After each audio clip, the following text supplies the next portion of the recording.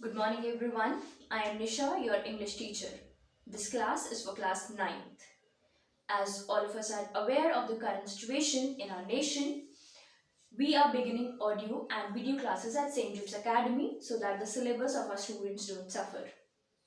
Before I formally begin my classes to teach you any chapter, I would like to introduce to you the syllabus of English for class 9th. The paper will be of 80 marks and the paper pattern includes 3 sections. The first section is reading section, in which we will have 2 passages for comprehension, which will be of 20 marks. Then we have section B, which will be of 30 marks. In that section we will have writing and grammar skills.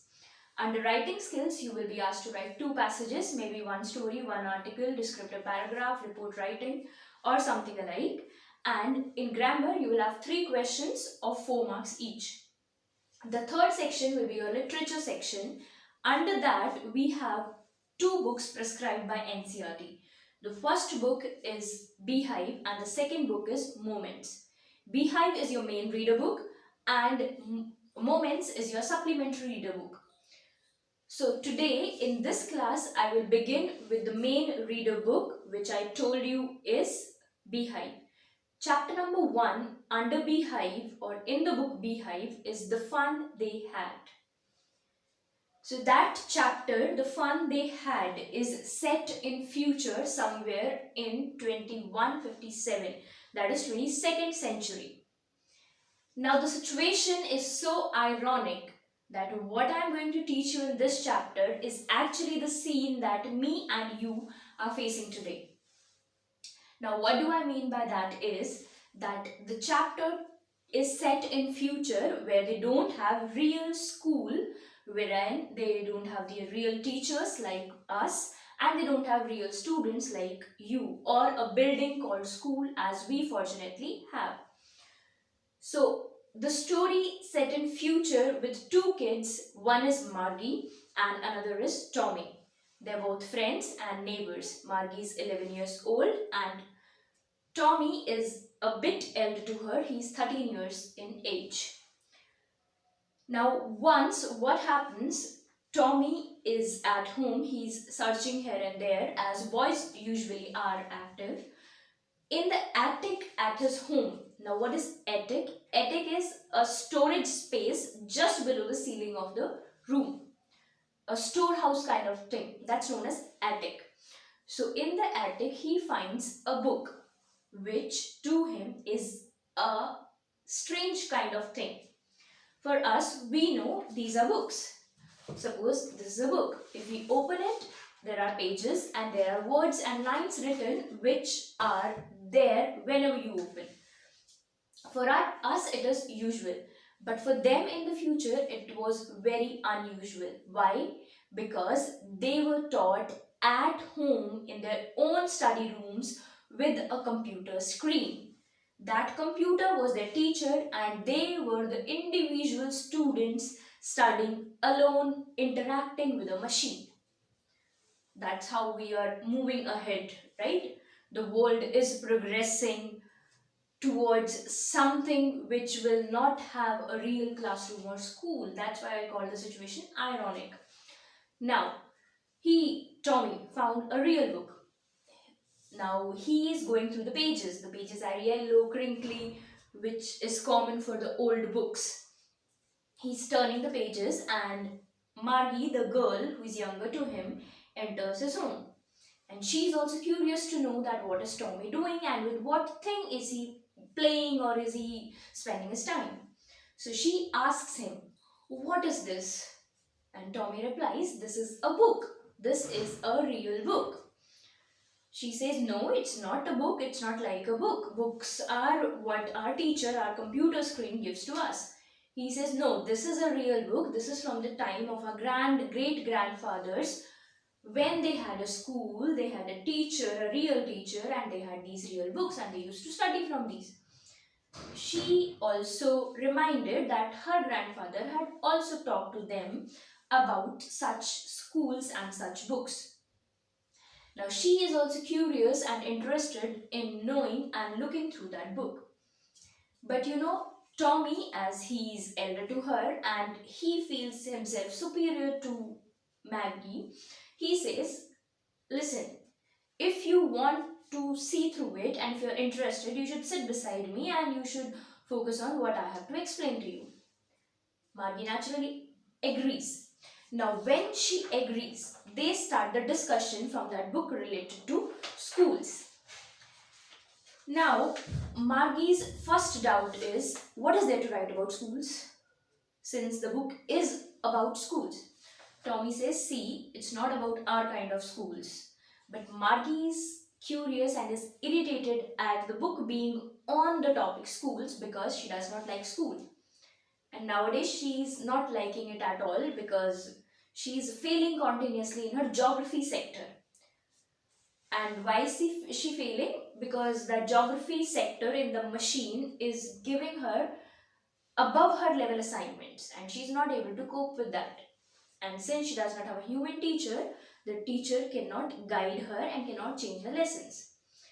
So there is a need for the county inspector. County inspector is somebody who comes and inspects and checks their machines or their computers. Somebody like an engineer. So is sent for by her mother. He comes and he sets it right. And he also tells Margie's mother that it's okay, it's not her fault. The machine was set up a bit ahead her pace. Now I've set it right, now it will be alright. So because of this failures in geography, she had hated the teacher and the schools nowadays more than ever. Now, okay, when the county inspector was inspecting and was setting the book, the school right, the machine right, Margie hoped that he would take it away and he would not be able to set it right. Then she will be free. And why she hoped so? Because once Tommy's history sector had blanked out and the county inspector had to take the computer with him to set it right. But that unfortunately for Margie does not happen. And the county inspector sets it right then and there within a few minutes. So now she is irritated at the book being at schools. But then Tommy again, telling his superiority, says, okay, if you're not interested, you may leave. Let me go through the book. But then she does not like that idea, so she sits there. Margie also writes this incident in her diary as a diary entry, which was dated 17th May 2157. Now, Tommy tells her that it's a real book, it's my grandfather's book, and when they both open those yellow crinkly pages, they see that the words are standing still there. Naturally, the words are printed there and they will be there. Again, they turn on the page, again, the same words are there on that particular page. So they find this somehow funny. That why are these words not changing even when we are scrolling, we are moving ahead on the pages, then coming back, and these words are not changing. Because naturally on a computer screen, on a page, if you scroll down, the words will change at the same spot. But in the real books, they don't. So they find it funny. Then they compare it with their e-books. After that, we come to know that they talk about the qualifications of a teacher. Now, when Tommy explains to Margie that this is about a school which was in a particular building where there were teachers who were humans coming to teach the kids, and all the kids from the neighborhood went to this particular building, and if they were the same age, then they would sit in the same room and study with the help of the same person who was their teacher. Now, Margie is fantasizing that would have been really wonderful. See, here I am alone in one room studying with a machine. When all the children together of my age group, which I now meet only on the occasions of playing games, it would have been exciting back then. And she thought that if her grandfather or her great grandfather studied like that, then that particular man or the person who was the teacher, how did he know that much? As my machine knows or as my computer knows. Now, Tommy explains, how do you doubt this? Why can't a human or a person not know as much as your machine does? She says, no, it's impossible. A machine, of course, knows more. It can store more. A man, a human teacher, cannot know so much.